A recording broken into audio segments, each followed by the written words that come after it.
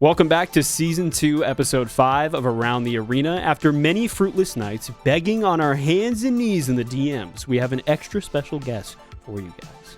The thumbnail and the title might have spoiled it, but give it up for the cutest and the smartest coach alive. Yo! Oh, Pookies. Oh, thank you. No, I'm happy to be here. Banger of an intro. I don't think I've ever had someone give me an intro like that, so thank you, Cody. I know, it was even better the second time. I know. No, second time. It was the first time. Oh. No, thank you, fellas. Happy to be here. Yeah. Yo, thank you for joining us. So, Cody, you want to give us an intro on who Young is? I do. And before that, though, I want to here? mention our Discord, and I won't waste Young's time too much. We do have a Discord with over 340 members. It is the premier place to talk LFG and just about anything and everything. The finals, link in the description. All right, so Young, you are a content creator on YouTube. You have 13.2k subscribers on the dot. We got it. We got the insider knowledge. 900 followers on Twitch, and you've personally grabbed both of our hearts. You're an Embark creator. Now, here's the question. How did you start creating content? And what was your journey from content creation to even professional coaching now? Well, I'll start with the best part being I've captured the hearts of the Final Central. I think that was the biggest accolade that I've gotten so far. But I think for content, it was... I actually get that question like, yeah, you have like no videos. Were you editing before? Or like, what's all this? You know, how did you get started with it? It was like... Back in like middle school, early high school, I just wanted to make stupid gaming videos with my buddies. And so it was like League of Legends and Minecraft and mainly that like era when like Minecraft was like first coming out and League was like first coming out. I just want to do stuff. I remember recording with like freaking like actually this goes farther back. This was like I was doing gameplay on like the Nintendo Wii. I had COD 4 on the Nintendo Wii, which is old. Oh, yeah. And I have the Dazzle capture card, which is old. You had like the Hop Hog, HD PVR, or the Dazzle. And we couldn't afford the Hop Hog. My mom, I need a capture card to edit. And so the throwback answer is that I was doing COD for Nintendo Wii montages for that. And then that's old news. I don't think any of that's on the internet. If someone can unearth that, please don't send it to me. Dude, I know the gyro ladder stall went crazy. I was gonna say, I was like, so you were doing gyro before gyro. Oh, they didn't know. They didn't know the tech. I was doing that, and then just kept making little videos here and there, and then you kind of just learned how to edit. I will say, I took a big break. Like, I think we'll talk about it a little bit later, of like the X competitive stuff and how I would do videos for some of that. Like for the finals, especially, I didn't make videos for the finals. I wanted to start doing videos for Space Marine 2 when that came out. That was what the initial like, oh, I kind of want to do videos for this because I loved the first one and I played the heck out of it and I loved the PvP and I was pretty good at it. And then the second one I was really hyped about, but I did one video and I just didn't really want to do a second one. I don't know. I did the first one, something didn't feel right, and then I'm like, well, I played a ton of the finals. What if I just do that and I do the same kind of editing but with the finals? And so I did that, and I think it was season 4 is when I started. It's actually not that long ago. It's coming up on almost a year, I think. And so kind of like, I think I had at the time, I shouldn't have deleted them, but I deleted all the old videos, all the kind of cruddy ones I had, and pretty much started fresh at around like 600 subs. And then the final stuff just kind of blew up pretty quick. And I'm like, all right, this is it. I think we're just going to commit to this. And it's been great. I think it's like, it's opened a lot of doors. Like, obviously it's not a full-time thing. I think like being realistic about it, like obviously I'm not really doing it for the money, but the hope is one day that this can sustain enough of myself to, that's the big pie in the sky. Like, we'll see what happens. If it takes off, cool. If not, whatever. But the goal is like, a goal in quotes, have it sustain me in some way or help me, not worry about things as much. Just some sort of thing I can just kind of tinker away at. But that's the long story short, is like I did all these old funny videos, and then Space Marine 2 was like, oh, that's the game. And they're like, that's not the game. And then I started doing the finals. And then now we're here. I think it just kind of went like that. And then the Twitch streaming stuff kind of was doing on the side, but I think especially now there's an urge for me to just do more of that. But that's it, man. That's the TLDR. That's the T. That was quite the That's really cool. TLDR. It was beautiful.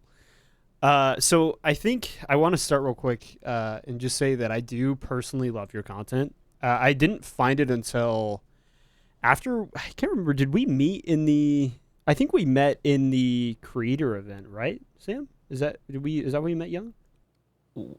We played against each other. I think we were all in a voice call or something, but I thought he was in Waltz's like chat or something. Yeah, and he we was in the private matches for regardless of the fact. Yeah, he was in, Oh, no worries. I'm trying to remember it too, because obviously we've all become good buddies at this point. But I'm trying to remember, like, were you guys playing in Beaver's Power Shift event, or no? No. Okay, so it was after that then. Yeah, honest to God, I don't remember it. Okay. I do not remember. I think our first like actual interaction was we were all in a voice call for the season 7 preview event that Embark hosted, and Waltz held some private matches towards that the end of was it. It was and invited a lot of us, and it was a huge call. I was super overwhelmed because there's a lot of people that I've seen their names and knew how big of content creators they were, and I obviously was a little shell shocked. Cody also got ratioed by Oscar in that game, which was very funny. Yeah, I'll never let it live it down. But yeah, I think that's like the first time we kind of started interacting. I know like a lot of people kind of added each other's out afterwards and things like that. And then I think like the first time we actually got into a call like here in Discord and started like playing together was just like at the end of one of our watch parties during the PHL this season. Yeah, that actually I think that does ring a bell. Yeah, it was the season 7 preview event during hey, he wants to run customs. Everything was winding down. It was me. Yep. Me and you two. Gunbuck was there. Who else was there? There was a few others. Roxy Surfer Chick was in there. I do remember. No, that is where it all happened. So not even a season. Not long. Dude. Yeah, not it even felt like a lifetime. So we've been together for years, Pookie. So I know. Speaking of lifetimes, you have a lot of previous professional gaming experience. I think I remember you mentioning Ring of Elysium is where you started, kind of getting into like more competitive. I might be wrong though. Yeah, so that was the one that definitely brought me the most success. I say success lightly because it was the one. Excuse me. The only thing I played competitively that I traveled internationally for was that game.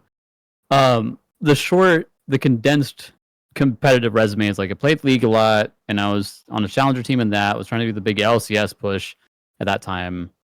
I think we were ranked 12 on the NA ladder for like competitive 5. So that's not like an actual competitive like the pro scene. That's just like the ranked ladder. But we were top 12 there, and then the old system was like, hey, top 16 can get into the relegation tournament, right, to play into the amateur league, the NACS, the Challenger Series at the time. But then they changed it to top 10, and it's like, well, all right, screw us, I guess. It is what it is. And so I went into, this is kind of like where the coaching thing kind of started, was I went into positional coaching after that. And I was like, okay, I'm going to help a team now. I'm like, I'm tired of this. I was like 17. I'm like, I don't want to play anymore. I'm done. And then so went and tried to help people get better. That was very short-lived. I still played on and off, but then I started playing, gosh, what came after that? Little games here and there. There was a game called Grid 2, which was an arcade racing game. Same thing, played, I wouldn't say competitively, but every event that they had, I would compete in that. And I think it was like top 5 in the world at that. And so that was also fun. The other, I guess, more notable ones, like I played Overwatch a lot, again, on launch, like way pre-Overwatch League, and then got my way into that competitive ecosystem. Same thing was IGLing, was basically a Reinhardt and Zarya main in that, which I guess kind of fits being a heavy player. And then when Mesh was thinking, like, it's the same game, it's perfect. Yep. And so I was screaming against teams, like I was trying out for teams like when Elevate was still a thing. Serpentis was an old tiny org that I was playing with, and so he would scrim against like C9 and NV and those guys, and they're the OG teams for that, but never really made it far enough in that game either. And then Ring of Elysium came around, which was a battle royale by Tencent, which I can describe. If you haven't played it, it's my favorite dead game to date. The game has been sunset. My buddy has a good way of calling everything that we touch, it dies. The dead game society, where everything that we play eventually goes away. And so it was basically this battle royale with a lot of cool mobility and movement. Like, it's basically PUBG, but you have like a hang glider or like a BMX bike, or like for the snow map of the game, you had like a snowboard or like climbing picks and stuff like that. So there's a lot of cool things you could do. And I just got really into it. And then I started playing basically like how PHL in the finals is. There was something called the ROECL, which was the Ring of Elysium Competitive League, which handled the NA and EU grassroots thing. Almost the same exact thing to a T if you compared the finals to this, right? Where the best teams in that competed in the World Championship for Ring. Technically, there wasn't a qualifier for it. It was an invitational, but they had the organizers from the ROECL pick the teams based off performance. And so I was playing for a team called Impact Gaming at the time, top 2, technically. We kept going back and forth. Noble had a team, and then Impact, our team. So we were definitely top 2, just going back and forth on that. And then we had a third team, Hydra, that also went. And then EU had a few that went as well. So I was playing a lot of that, and I was doing some IGL stuff there. And then once that all winded down, I then went into coaching for that. And the long-winded answer for all of these is like, once my time was up as a player, that's when I kind of go, okay, let's see what else we can do. Like, either it's like I'm unmotivated to keep playing, or I'm just bored of it and kind of want to take the knowledge and put it to use somehow. So I think that's where a lot of that came from. And then playing some other stuff here and there, and the Ring World Championship was in 2019, so it's been a hot minute. But didn't really do. I guess I did a couple other things. Super People, the other BR that came out and then died, and is kind of trying to come back again. Played that a lot. I know I said all this is the short answer for what my resume is, and I just realized I am yapping. So either played that, was really good at that. I got third in the only big solos event they hosted. I think at like $3,000 for it, which I'm like, that's not bad. I'll take that. And so did that, and then the finals. It was around that time, 2022, where a lot of the finals content started coming up. Like, hey, what is this game? All the trailers are coming out and like the beta stuff. I started playing in the closed beta test, not the alphas.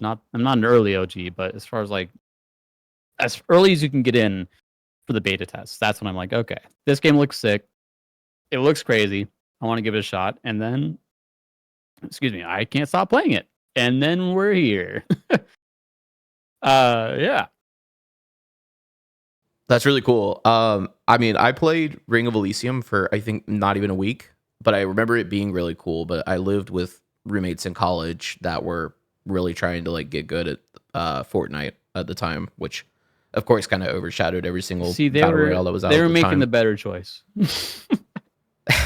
Well, I wouldn't say we were good or anything. So, there's that. But I remember trying out Ring of Elysium and thinking it was actually really cool. And then it just got overshadowed by other games that were going on at the time and things like that. But no, it's a really cool like history. Cody and I also came from like Overwatch a really long time ago. Cody, I think, was a Roadhog main. I flexed between tank and DPS ever since Overwatch 1 and 2. I'm currently learning heavy now in the finals, and I constantly throw bubble down and then yell that I'm Winston and shield dance around people who don't understand what's happening. I want to let it be known. I don't remember what season it was, but I was number 1 Roadhog in KD. That was it. Yo, I had like a shine this man right now. I had like an average like 40 KD back when he was broken. That's crazy. Yeah. Okay, that's actually insane. On console as well. It was so dirty. The thing that's happened to you with Winch, I was doing that every game. Yeah. You think Winch is broken now? You should have been there for that. Yeah, if you weren't getting Roadhog hooked, it's you just don't know. Winch ain't that bad in comparison, but it's still pretty bad. Yeah, Roadhog hook back then was like a tactical nuke. You just take your hands off the keyboard, go ahead and stand up and go refill your water while you wait to respawn again. So, Well, that's really cool. So obviously, Ring of Elysium winded down. You said that you played in the closed beta test for the finals, which, funny enough, I also played in. So cool to see that somebody else has the drip. I'm assuming you have the varsity jacket. Oh, I got it all. I got the AK skin and got the shoes. I got whatever drip they had. Yeah. The only thing I'm missing, which is very sad, I got some buddies to play it with me during the closed beta test. They've all kind of left the game. They kind of keep tabs on it, and then with like the Alliance thing, you know, this is like old Ring of Elysium buddies that I still talk to. Right. I don't have the Diamond AK. The only thing I'm missing is the Diamond AK. My buddy has it, and I'm like, this is awful. It's the worst day ever. But no, I think that's the only thing from those tests I'm missing. Got the Diamond Sledge, got the Diamond M11, got all the other cosmetics, you know, wearables and stuff like that. But I think the Diamond AK is the only thing I'm missing because I was like, I'll wait till full release. It was at that time where it's like I'm playing the same content every test and not seeing a lot of changes. Yeah. So I'm like, we'll wait. And then full game comes out. And it's like there's so much more. Yeah. So I mean, with your stint, obviously, of the finals and how long you've been here, and obviously making content, it seems like you've kind of had this cycle of like you join a game, you get really good at it, try to hit like the competitive scene, and then once you do that for a while, you switch over to coaching for a bit, and then kind of move on. What brought you to the finals and more kind of pushed you over to the content side rather than, I guess, the competitive side? But I mean, you were Ruby, I think even top 50 at one point or something. So like what brought you more back into the content sphere, obviously before now your coaching journey and such? Yeah, I think it was definitely when esports in this game weren't as talked about. So I was making stuff, season 4 is when I started.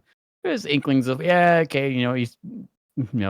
might be a thing and the comp scene will kind of evolve. I just didn't have that itch to jump back in because I was just having fun focusing on the game and having that like that kindergartner, learning everything, soaking up everything, into your head kind of mentality of like, oh, this is so cool, and just wanting to learn more.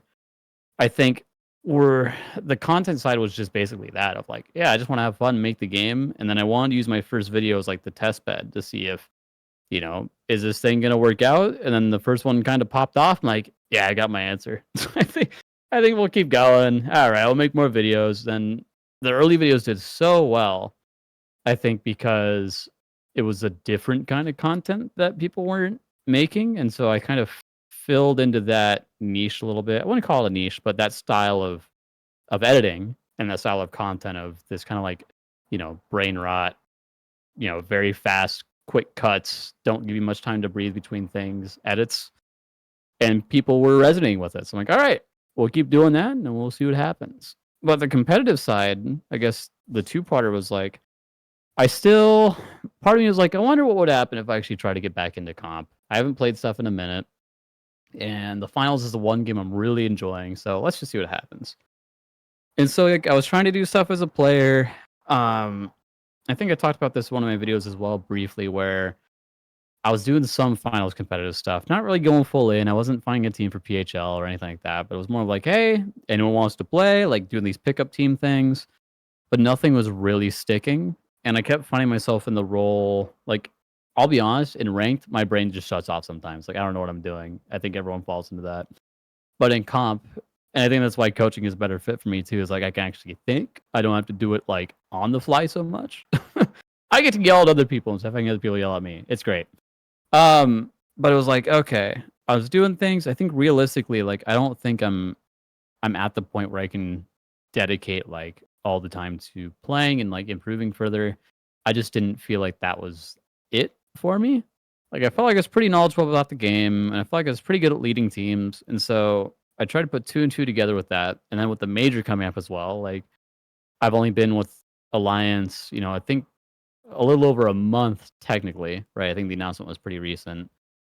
But I put the word out basically in the PHL Discord of, hey, whatever public looking for team channel there was, and mentioned, hey, I'm thinking about doing this coaching thing, here's my accolades, whatever else, history, hit me up, blah, blah, blah. And then I had a few teams hit me up, and then one of them was Alliance, or previously the goats. They hit me up. We got to talking. Was trying with them and a few other teams at the same time. I'm like, this is a little too much, and so I decided I got to pick a team and stick with them. And it was a really hard decision because I think I told you guys what ones I was trialing with, and it even then you still look at it right now. It's a really hard decision for anyone. If like, okay, of these two teams, do I go with? But I think in my head, I'm very happy with the one that I picked. I think the guys, Carnifex, Trees, and Palma are so cracked at this game, and I think there's still a very high skill ceiling that we have to hit. And I think we're just at the point now where teams are figuring out the game. I think teams are starting to hit their stride a bit. You look at Ed, you look at Alliance, you look at Nightmare, Pulsar, Secret. I'd guess those are, even rankings aside, I think those are the top 5 in the world at the moment, however way you want to juggle them. I think all those teams are really starting to figure out how to play the game, right? I think when the game was first coming out, you had, all right, I understand the objective. Okay, put the box in. I'm going to go sit up on the roof. I'm going to hold it. I think we've evolved a lot since then. Definitely. One thing I kind of wanted to ask you is, do you think with the fact that you're coaching this team, and you mentioned Carnifex, like he comes from, like it sounds like a battle royale background and also that Overwatch background. Do you think that's helped you at all kind of gel with this team and probably specifically him at all? I think in a sense it does, because we're both older than most most of the players in this game. And so because we both had experience on a global stage and then just in competitive in general, it's nice having also that experience. Like if the team is going through something or we just need to lock stuff out, we're both, able to really communicate that pretty easily to the team because we understand what's at stake with a lot of these things. Like if someone's upset or if like the team is tilted or whatever, we need to reel them back in. And since we've kind of gone through the ringer with esports, obviously not like, we're not playing pro LCS or like pro Dota or to that extent, but more than most people, we're fortunate enough to be in that same position where we can think the same thing most of the time. What's best for the team? How do we reel them in? So I think it was really nice having that first conversation with them and knowing that there's a lot of similarities in ways that we're thinking about, how we want to approach the team and what the larger vision is for how we can improve. Yeah, I want to bring up something that I think a lot of people don't notice, and we talked about it, right? In that conversation when you were kind of telling us some of the teams that you were looking into and which one to choose. And it's hard to make that decision because you're looking at the now, but you also need to look at the future. One team might be this great, amazing team, but that doesn't mean they have the potential to improve with the rest of the games community, right? Like, as you can say, like the pros are just barely grasping, the game currently, and there's so much more to improve and learn on, and we don't know what that's going to look like in, say, a year from now. Can the pro players that are good now improve to that level? That's kind of like something that a lot of people don't think about and is a really tough decision coaching. One thing I want to say is congrats on Alliance finishing second in PHL. Not an easy feat. That's really hard to pull off. The best of the best getting second place. Almost getting first. It's not, it's crazy. You know what? If Ed wasn't there, easy first. Let's it really would have genuinely been a very easy first. I do mean I think I don't want to say an easy first. I think Ed are obviously very good. Yeah. I am very gutted for how we got to Grands. I'm not very happy with that situation, but it is one of those things that it is what it is. And obviously, we can't fix that or change that. Gutted for Uni and Nightmare in that sense. But again, every team's focus is on the major. So I think a lot of them are hopefully, at least, for Alliance sake, for the way that we're looking at this, is like PHL is our test bed. We want to make sure that things are working. We want to use this as practice for the major. And I think a lot of teams, to me, it's healthy if they look at that and then just go full on major practice. But yeah, I think just to go back to the team thing for a bit, we don't know what the meta is going to look like with Season 8. If I use CS as an example, like Donk, for example, super young kid coming in and just absolutely running it up. we don't know if there's going to be teams down the line that are just going to be demons that we have no idea about, or there's people in the scene now that are going to be coming up in the next, year or so that are mediocre right now that could just be running the whole thing. We don't know. Maybe Cody, maybe Sham. Maybe Cody. No, I'm washed. Never gonna get that there. guy's almost 30. He's over. I'm monk status. You might as well retire. We might as well all retire now. Hey, That's you should what be a I'm coach. I don't have the ball Hey, knowledge 2 for 1 to do that one. package. You get double the coaching. Just saying over here. Yes. Just like, hey, just letting the orcs know. I coach Cody every day. Yeah. I'm just kidding. So one thing I wanted to ask you is, you mentioned about obviously the Nightmare series, which for listeners that are listening to this and didn't catch the end of PHL Champ Series, which happened this past weekend, Alliance played in a best of 5 against Nightmare. It went to map 5 to the final cash out, which Alliance did control and was about halfway secured. And then Uni had a crash, I think, or disconnect, or Wi-Fi went out or something. And there was a 2-minute pause in the map. He was not able to reconnect, and basically it was a 2v3 Nightmare with the disadvantage. What I wanted to ask was, there was obviously a lot in the PHL chat, I don't know if you saw it, asking for like a 1 cash out rematch to decide that map. And I was kind of curious your thoughts on it, because I guess I'll mention mine, and what we said on our watch party the whole time was, there's too much of a coin flip and a gamble with the first cash out, depending on spawns and things like that. Maybe if you flip the servers for like EU advantage, that could help make it a little more balanced, but there's just too much randomness for a single cash out. I felt like, to where a rematch would have been fair, especially since you guys already controlled the cash out and it was halfway secured. I think if Nightmare secured it or had control and you guys got the flip, it'd be a little different conversation. But I'm curious your thoughts. I'm also curious, like, the mentality of maybe Alliance currently. How do they feel after getting that win? Do they maybe wish they had played it out, or GG go next, whatever. Yeah. Oh, excuse me. Hey, my water. I think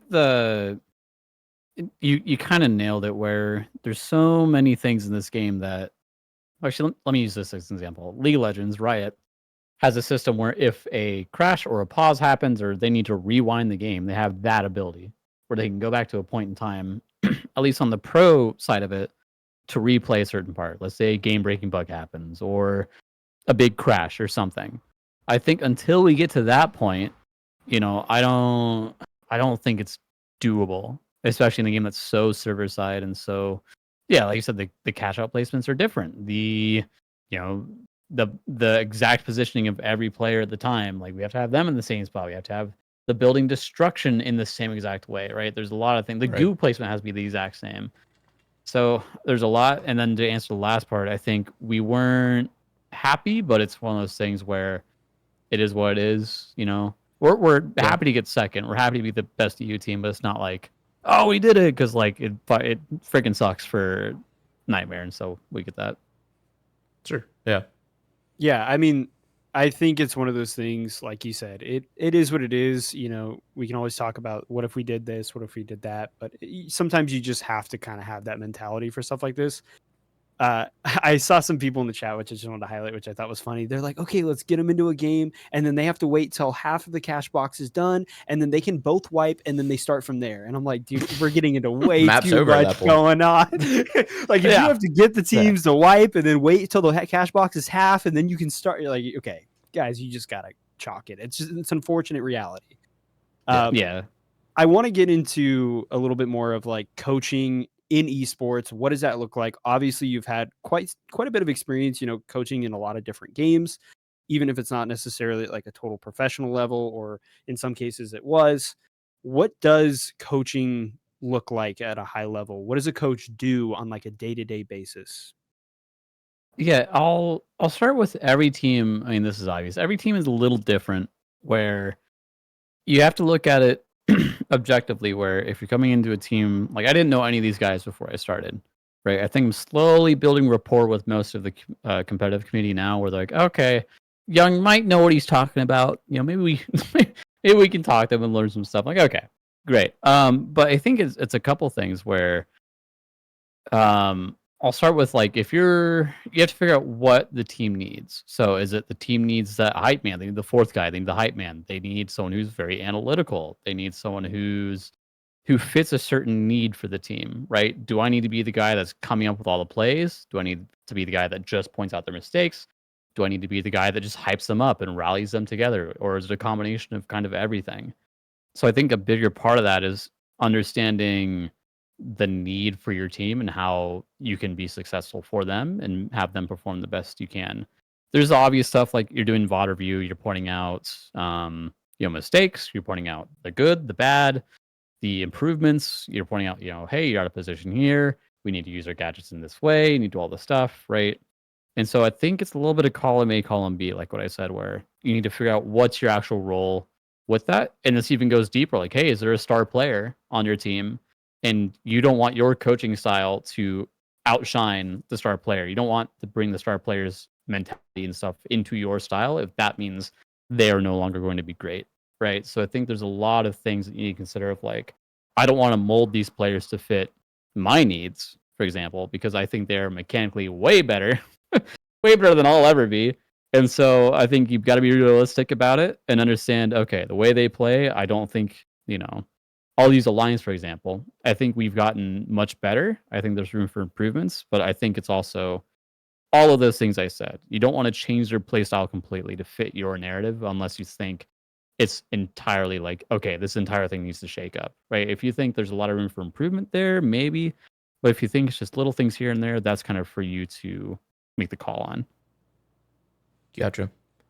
One question I actually have for you is you've probably, I'm sure, interacted with a lot of the pro scene here in the finals so far, and there's really only two confirmed coaches at the moment. There's you with Alliance, and then there's Artie over with Team Secret currently. With how young the scene is in the game, meaning like obviously the Pro League and such has not been here very long at all, and the major upcoming being the first kind of tournament, do you feel at all that teams may struggle or not even want to coach because they might feel that they are the best of the best, and maybe it's ego, but more like in the sense of like they maybe have more knowledge than what they think a coach could provide to them? Like, do you think there's any kind of barrier to entry with that currently? I think it definitely could be an ego thing, right? I think I'll say like I don't think every team needs a coach at this point. I think I'll say that. Because if something's working for these guys, like I don't know if Ed has, help on the back end with, breaking down data or whatever they're doing. I would say if it's working, just keep doing what you're doing. I think a coach does bring a lot of benefits to a team, regardless of like, if it's the immediate effect of, oh man, we're performing so much better right away. Like I don't think realistically that ever happens. Very rare. Maybe in some cases.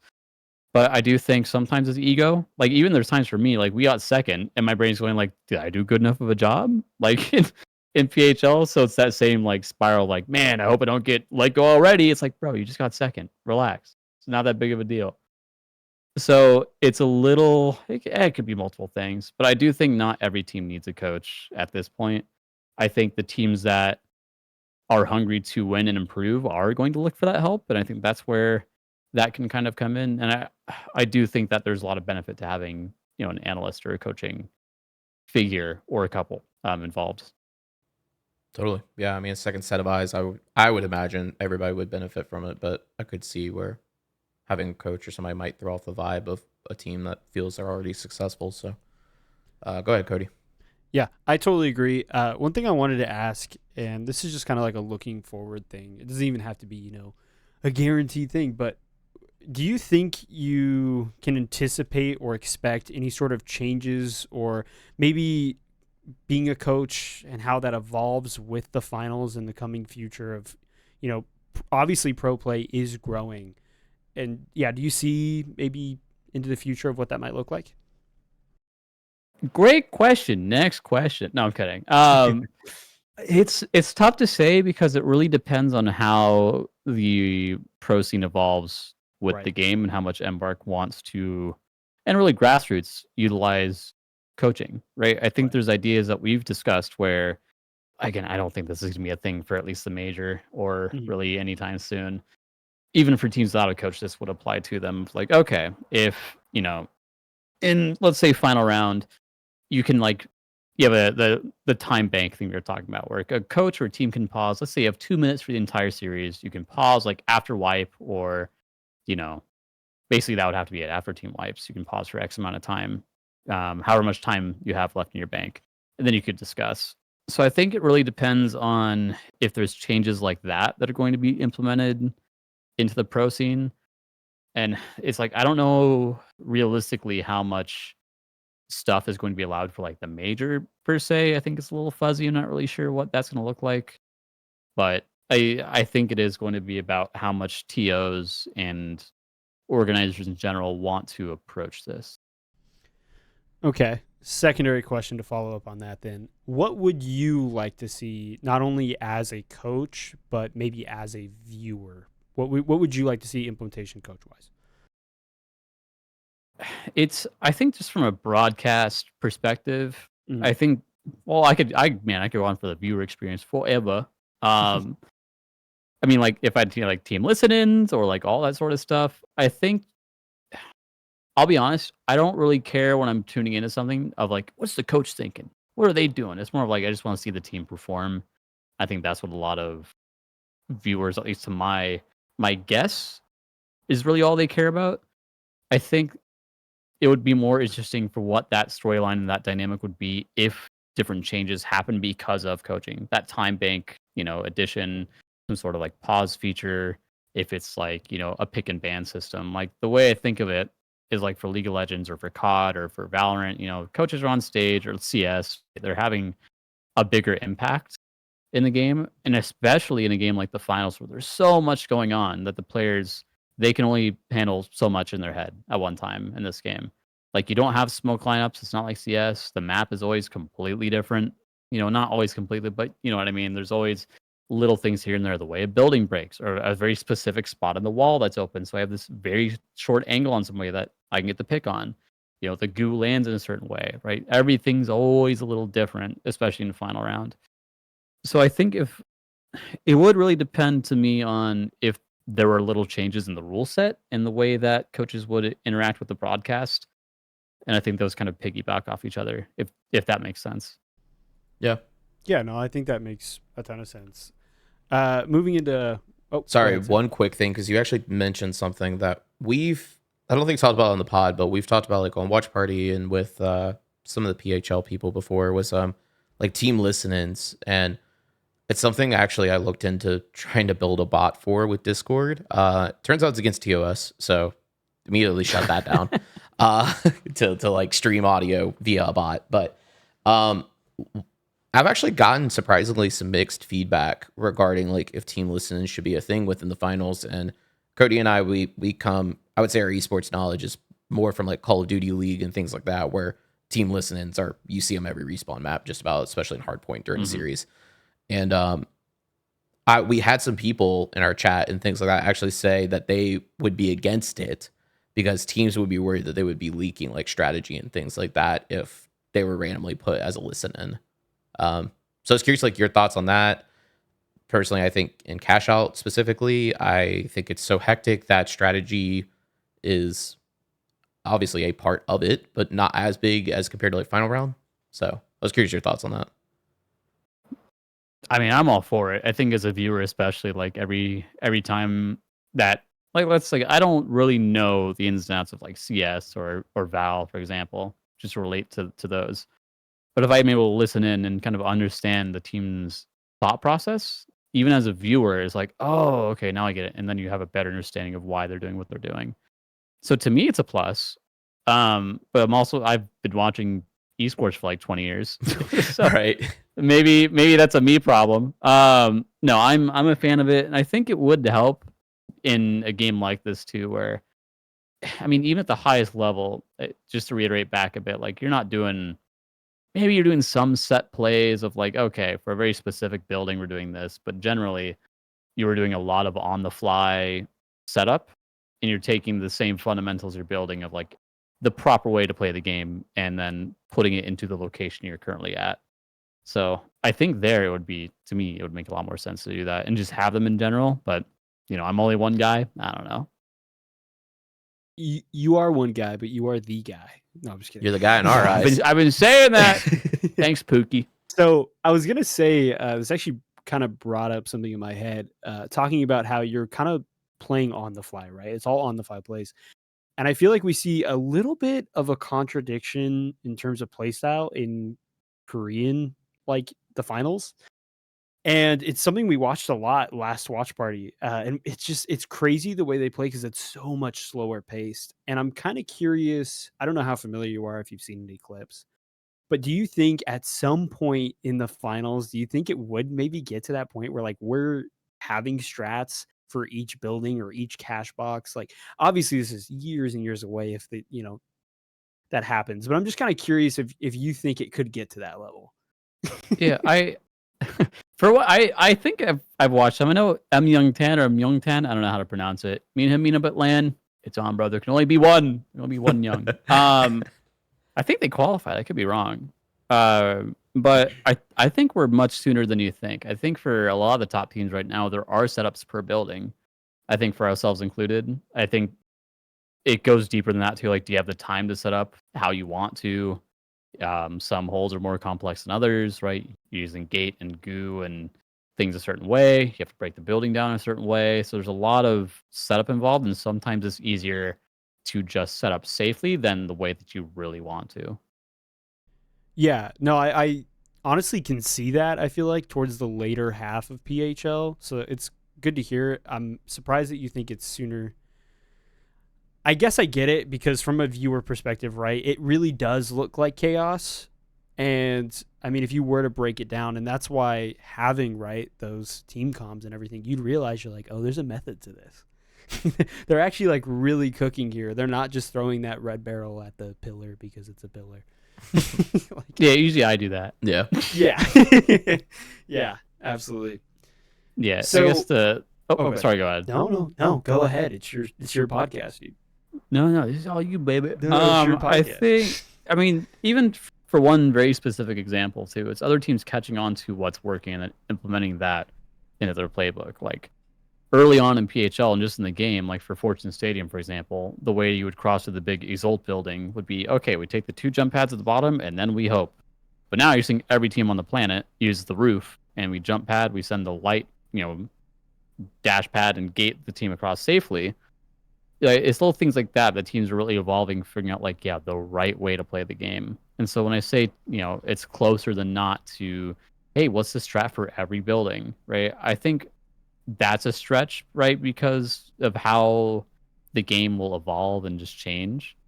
Again, construction, people playing in different ways. The map is so open, right? It's wide linear, for example. I don't think it'd be great to have a exact setup, because if you rely too much on, again, that setting up in an exact way every single time, I think you are going to limit yourself into, okay, well, let's set up on this building every single time, but you're not ready for that one time that a team does something new to you. So I think it's just being smart about, or being aware of all your positions. There's probably better ways to hold certain buildings, right? But being aware of your fundamentals and being aware of everyone's position, I think, is the biggest thing. So I actually have one more question because it just keeps coming to me, and I'm like, I gotta get Young's answer. I gotta figure this out. Mm-hmm. So we had a team in our community tournament that was a group of, I think, golds, and they were running all melee, everything, and they did beat a Ruby team, and they almost beat another team, if I remember correctly. They took a map. And I'm curious what you think, that because we're getting right, and this is where it gets a little complicated, is PHL, it kind of has a way of funneling people in a way like to a certain generic play style, kind of like it's just the best of the best, right? So people are going to get it down. We're going to the major where a bunch of random people, some 3 guys from the middle of Russia might be like, yeah, I play Sledge. And do you think they have the possibility of upsetting these teams? And because they just haven't played against these random play styles that you just don't get a lot of experience with, do you think maybe those teams have a chance at getting relatively far and maybe even just throwing people that are arguably better than them just because it's just some unplayed play style, Well, once Tinker out we there. see the triple light dagger team make it through, then I think the answer will be yes. I think It's coming. realistically, I was kidding. yes. I think there's gonna be some random like demon team that gets together. Like especially now, there's already high ranked players that are just making teams and already signed up right for qualifiers. I do think teams that have been playing in the competitive environment already, PHL, Ruby Grind, whatever, are at a very big advantage.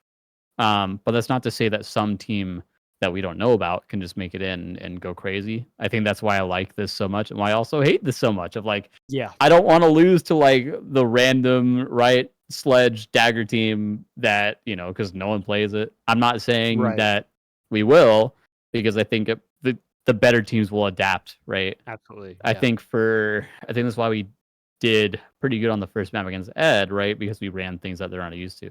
Right? We picked model, we picked a couple things. First map against Ed in grand finals, and we got the first box.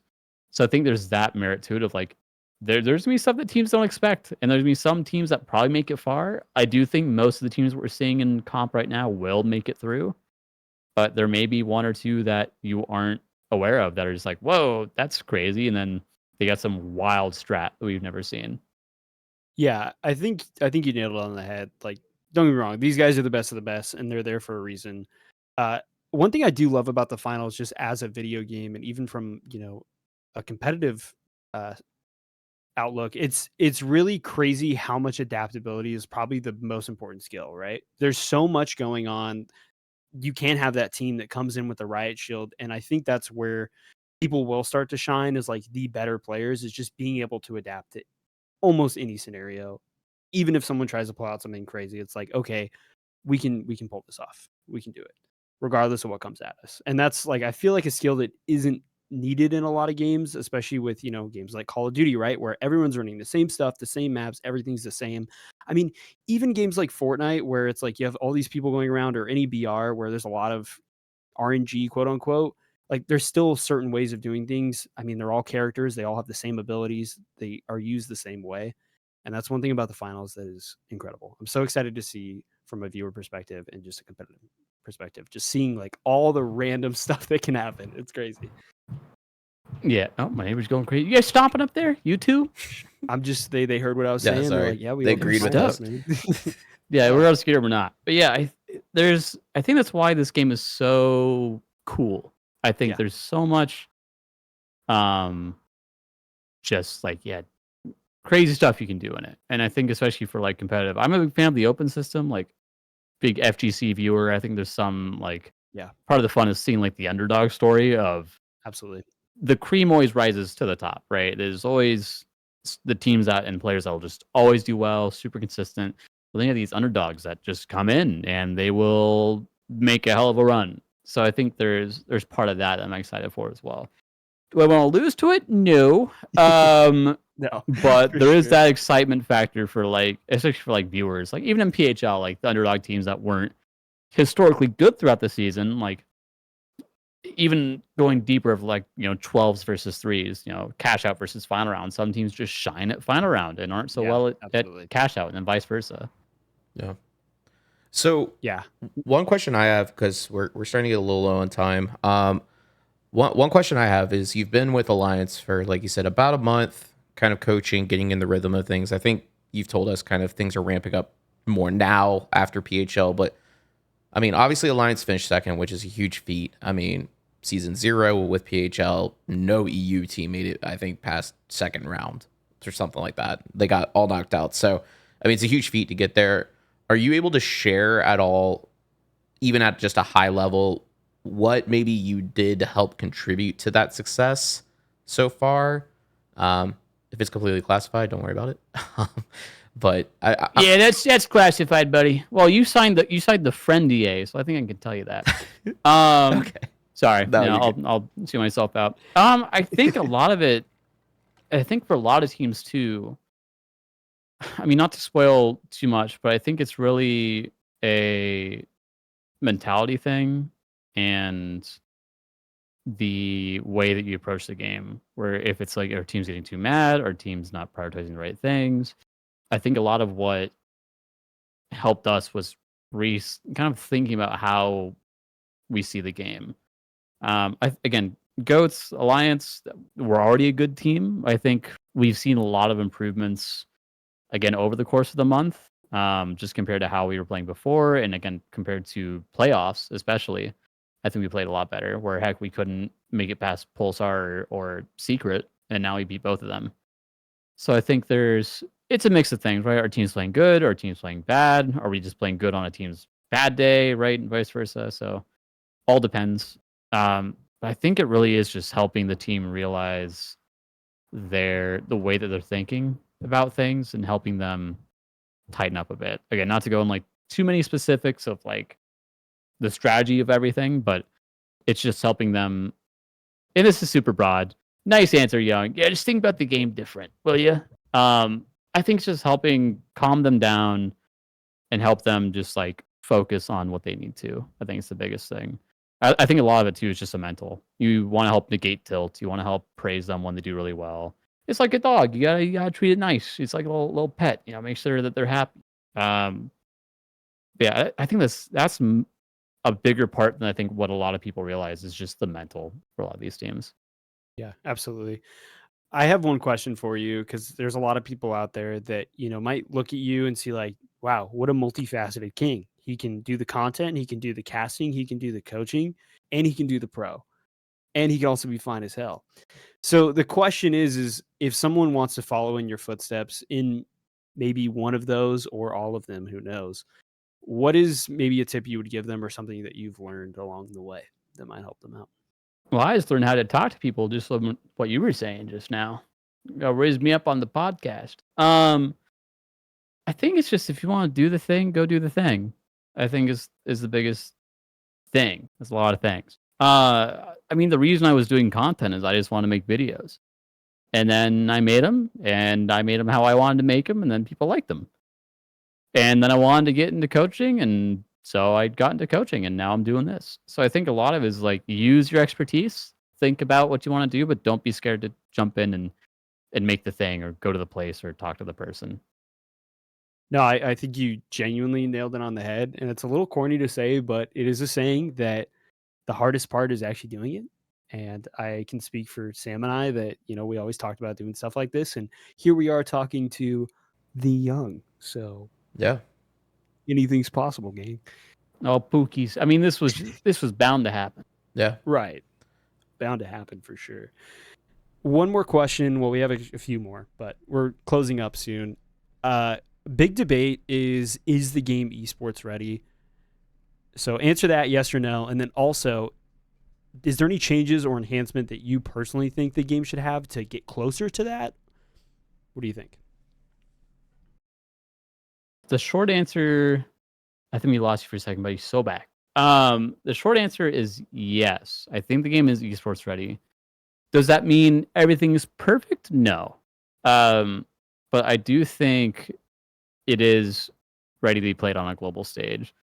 I mean, the game's almost been out for 2 years. Right. Competition is there. I think it's healthy.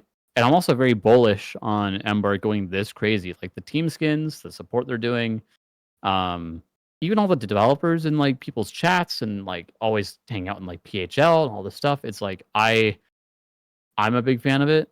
I do think there's changes that need to be addressed. It is so hard to fix like the griefing problem in cash out. I think that is one thing. The spawns need to be fixed. I think there's some rule sets like even for ranked, or I would be curious if we did this for comp, if teams were allowed one loadout swap for the entire round. Like how it is in World Tour, you could swap on death. If they did just once for ranked or once in comp, if you could do that one time, I would be curious to see how that would play out. So I think there's some things that I want to see change, but overall, I think I'm very bullish on esports in the finals. Yeah. I actually have something that I wanted to ask you. We're close to the major, like what, open qualifiers are in 2 weeks or something. And we're also getting close to season 8. Do you, as a coach and as somebody on the esports side of things, which before everybody goes running in the comments and screaming about how the game's supposed to be casual, as somebody on the esports side of things, do you more hope that season 8 is a little less ambitious in terms of additions, like new gadgets, weaponry, specs, whatever they may add? Or do you still want to see, a big shakeup? Like I thought this season we had a pretty good shakeup, last season as well. So I'm just curious your thoughts from like the esports side of things. Sure. Yeah, I'll start with season 7. I think we needed a meta shift for quite a while. I think we got into a really, I won't say complacent way of playing the game, but I really do think, as crazy as people think the healing gadgets were, everything's broken, blah, blah, blah. I think especially early, that was the perspective for a lot of people. Whoa, this is so different, so crazy. But even as the season went on, the heal ball was like non-existent. No one plays it in comp, right? Maybe in solo queue and lower ranks, but early on, I was like, "Oh, the heal ball is the thing for heavy. This is it." And then slowly, it's like maybe not so much. But I do think that the meta shakeup was needed. I do think it was necessary to keep things fresh. So to me, I'm happy with whatever Embark decides to do. I think because I don't want them to cater too far to one side. For example, like I don't want them to make it super competitive and ruin the spirit of the game. Where the whole spirit of the game is you can pick anything, do anything, um, kind of vibe, right? You can blow a hole, a hole in the wall and go in that way. You can heal your teammates as a like they've given so many tools for players to play how they want, and I don't think it's good if they change that where they make it so streamlined of like, hey, here's the meta, go play it. I think it's healthy that there's so much diversity, and I think they should keep leaning into that. And then it's on teams to adapt and figure out what the best way to play is. Yeah, I totally agree. I want things to come out. I think season 8 is going to come out at a decent enough time to where there's a gap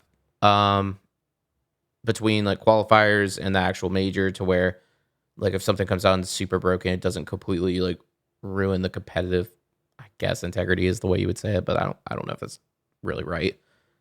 But I don't think it would like shake it up to the point where people would be upset. We've seen that in other esports, especially like Call of Duty League. There's been numerous times where they released a patch like almost mid weekend of a championship series or a major, and people are like, well, okay. It just completely shifted the entire meta. Now they put them on like previous patch builds, but before they could do that, that happened, and it was a bad time. Yeah. So I mean, timing wise, I would assume the major will be played in season 8. I'm guessing, just from when this season ends. Usually, 3 months between seasons, or the duration of a season. I would guess season 8 is when I think I did the it's math, gonna and it happen. was like almost halfway into season 8 is when the major's supposedly supposed to be. So there is a possibility there's a midway patch, like half season patch. Who knows? Yeah, it is one of those things too, where it's on the teams to adapt and adjust. But it would be nice if Embark released a statement saying, "Hey, this will be what you're playing for the entire major." Like even the roadmap season, we'll be playing in season 8. Update. We'll be playing with all this stuff. Blah blah blah. It would be nice if there was the idea of what patch we will be playing on. I don't know if that'll be announced. I'm sure it will be. I know it's some very bespoke version of the game that they're working on for closed qualifiers. That was in the qualifier Discord. Whoever's in, all the teams that sign up have that knowledge, so it's public. They're using some bespoke version for closed.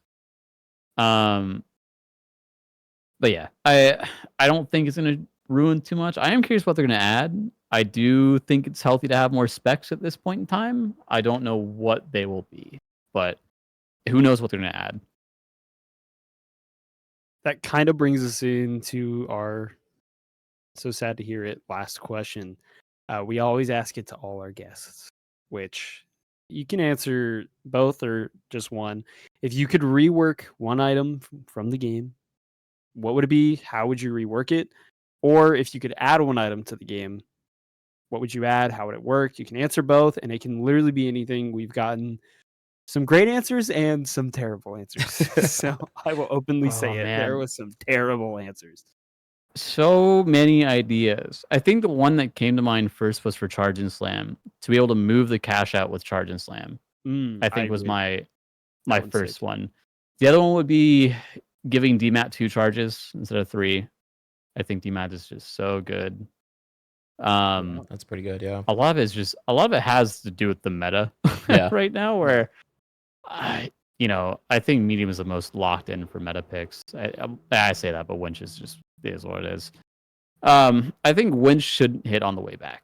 Absolutely. I think it's another one too. I don't think it should grab you on the way back. If you whiff it on the first time, that's on you or on the server. I don't know. But either way, shouldn't hit on the way back. It should just like fizzle into air, like fall on the ground or something at max range if you whiff. Yeah. So got a couple answers. I know it's more than one, but I think for heavy, especially, I think it's funny because they have technically the most specs to choose from. But I think it has some of those frustrating to play against at this time, especially just the winch. Yeah. No, I totally agree. So you wouldn't add no jetpacks, I don't know. Another heavy thing. Let the heavy rocket jump with the RPG. Take a little bit of damage. Real. Here's the thing. You got to balance the damage for that thing. But I do think if you shoot directly at your feet, let you go up at least like a floor or something. Dude, imagine the rocket jump into charge and slam combo. Like I might put charge and slam on the map. Dude, From I'm ground saying, level, give him put me 2 on. floors. Oscar, let me sit down with the team. Okay, Rob, let's listen. We'll sit down in Stockholm anyway. But I do think they're letting gadgets interact in other ways. I think would be fun. So Totally yeah, agree. make that another pick for you. Yeah. Well, I don't think we've ever told you ours, and it's been a long time. Actually, this is a brand new season of the podcast and we've never mentioned our idea, but this topic came up in I think our first ever episode of the pod. It was. I think, yeah. And ours has been, and still is, at least for me, you should, when you defib somebody and they become that state where they're regenerating, they should get 100 HP health bar that you can shoot or break. And if you do that, it cancels the defib. I do like that. It doesn't even have to be 100 HP. I've even said you can give them half health, whatever. I think it'd be so sick if you can cancel it, man. Yeah. Yeah, or glitch it. Yep. Exactly. Or even glitching it resets the entire Animation. For, Personally, now I'm thinking about that. That's almost like the stun too. You glitch it, they get the full regen. Your team runs away. It's I don't know. I do like the health bar idea though. I do like. I would personally probably avoid glitch just because I feel like it makes glitch even better. I love that it's just a health bar because then anybody can get in there and ruin their day. Yep. Yeah. No more hit and run defib. What if you could pick? What if on the enemy team you could pick up the person that's being rezzed and move them? That would be fire. You come with me now. Winch their trophy, bring it back into your team again. Yeah. That would be crazy. That would be crazy if you could move other teams' res statues. You just pick them up like your own teams. Yeah, I wouldn't say that's out of the question. I mean, you can already do it with their healing emitter. So, dude, the heavy melee your trophy across the map, I would ult it for. That is true. That is true. That's a good point. The heavy grabs it and just. Oh, maybe there's a max range you could take it. But I think it's just food for thought. Yeah. So funny. Well, unfortunately, that does bring us to the end of this episode of Around the Arena. Young, thank you so much for hanging out with us for an hour. And thank you, the listener, for also hanging out with us if you've made it this far. Young, do you have some stuff that you'd like to plug that we can include here for you? Sure. And thank you, fellas, for having me on. It's always happy to talk finals. Of course. But yeah, anyone watching, my name is Young. You can find me on YouTube. Type in Young the Finals. You'll find me there. I think technically it's at I'm Young Man, but Young the Finals. You type that in, you'll find the channel. Just look for the big yellow Y. You'll find it. And then on Twitch at I'm Young Man. That's YUNG, not YOUNG. But yeah, I do a lot of finals content, usually silly stuff. Now we're getting more into the competitive side of things because I'm coaching a pro team, so get a little bit of everything. But no, fellas, this has been great. Yeah, really appreciate the time. Yeah, I really appreciate you coming and hanging out with us. I mean, it's been great to hear about your coaching experience. And to the listener, if you've enjoyed this, learning about what coaching is like, and you like these kind of in-depth topics, check out our episode with Waltz. We kind of did a similar thing talking about how to get started with casting and his kind of beginning. It's in season 1, so if you're over on Spotify, sorry, go check out the YouTube instead. And if you're on YouTube, go check us out on Spotify, drop us a follow. These episodes are over there as well. So anyways, guys, that is it. Cody, Anything else for us before we go? I'm young in it. I knew he was holding that. Damn, in. Cody. He was holding that in for it. Damn. Oh yeah. All right, guys. We will see you around the arena.